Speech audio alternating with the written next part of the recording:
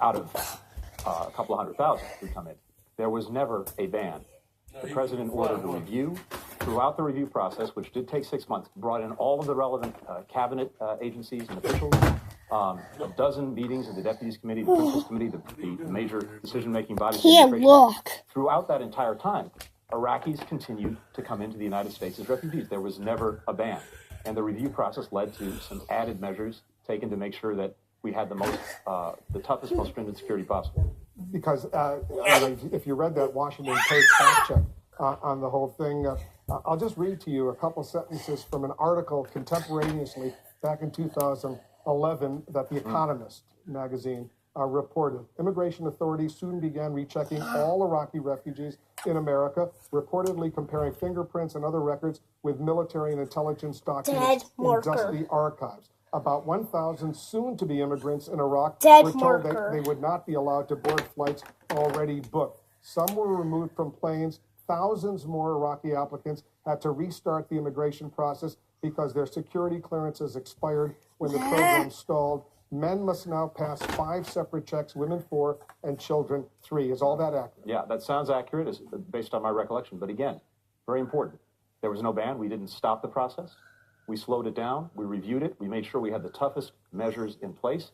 And that was all done with every responsible official, the State Department, the Defense Department, the intelligence community, all of these agencies at the table, making sure that we did it right and that all of these different equities were taken into account. Those tougher restrictions, did they last for 6 months? The tougher restrictions were put in place within 6 months. Within 6 months. So during those 6 months, it was more difficult for Iraqis to come to the United States. It was more difficult. Things slowed down, but they didn't stop. And we wanted to make sure we had the best possible system in place.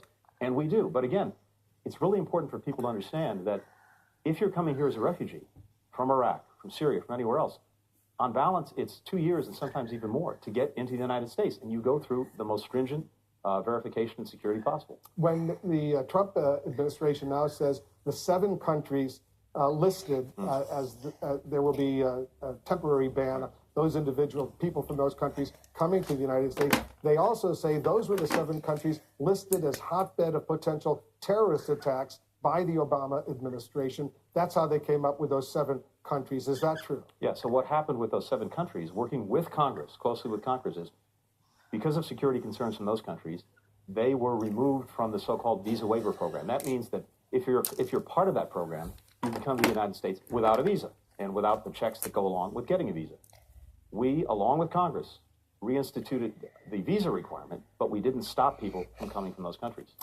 I quickly want to get your thoughts on this sort of restructuring. And look, he stand by a clown.